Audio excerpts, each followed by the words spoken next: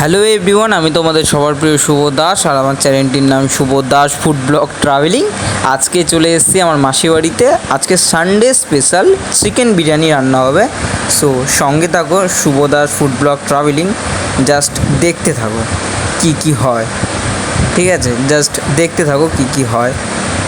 আমরা আজকে যে বিরিয়ানিটা বানাবো সেটা পুরোপুরিভাবে কলকাতা স্টাইলের বিরিয়ানি। প্রথমেই আমরা একটা গামলার ভিতরে চালগুলোকে ভিজিয়ে রেখেছি, ঠিক আছে? দেখো, চালগুলোকে ভিজিয়ে রেখেছি। তারপর কড়াইয়ে কিছুটা তেল দিয়ে এই পেঁয়াজগুলোকে এক এক করে দেওয়া হলো। এই যে দেখো, যখনই নাকি হালকা হালকা ব্রাউন হয়ে যাবে পেঁয়াজগুলো ভাজা, তখনই কিন্তু মশলা, সব রকমের বাটা, লঙ্কা বাটা, কিছু পেঁয়াজ, হালকা একটা টমেটো ছোটো, সমস্ত রকমের বাটা দিয়ে দেওয়া হলো, ঠিক আছে? এই যে হালকা একটু জল দিয়ে তারপর একটু নাড়িয়ে ভালো করে কালারটা আসবে, তখন কী করতে হবে, তখন টমেটোগুলোকে দিয়ে দিল।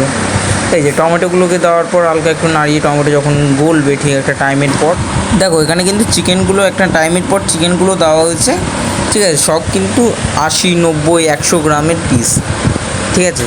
এই চিকেনগুলো দেওয়া হলো। এবার হালকা হালকা করে আস্তে আস্তে আলতো হাতে নাড়াতে লাগবে, লো ফ্লেমে করে, ঠিক আছে? গ্যাসটাকে আস্তে করে দিয়ে।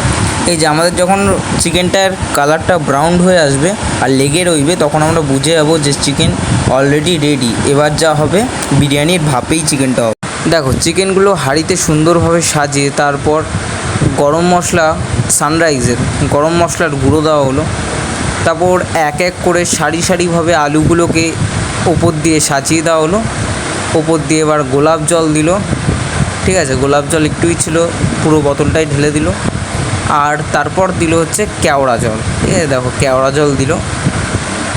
পরপর আলুগুলোকে সুন্দরভাবে সাজিয়ে কেওড়া জলটা দিয়ে দেওয়া হলো। এরপর বিরিয়ানির চালটা তার উপরে দেওয়া হলো, ঠিক আছে? বিরিয়ানির চাল দেওয়ার পর এই যে ঘিটা দেখছো, ঘিয়ের পুরো শিশিটাই যা ছিল সবই ঘি দেওয়া হয়ে গেল।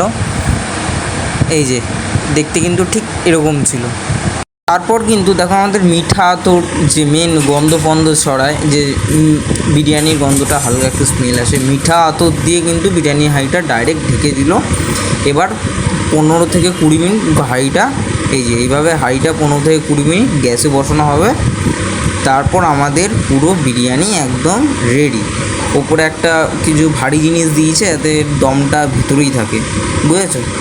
এই যে চিকেন বিরিয়ানি একদম রেডি, থালে একদম চলে এসছে, জাস্ট মুখে দেওয়ার আশায় বসে রয়েছি আমি। ভিডিওটি ভালো লেগে থাকলে লাইক, শেয়ার, সাবস্ক্রাইব করে দাও।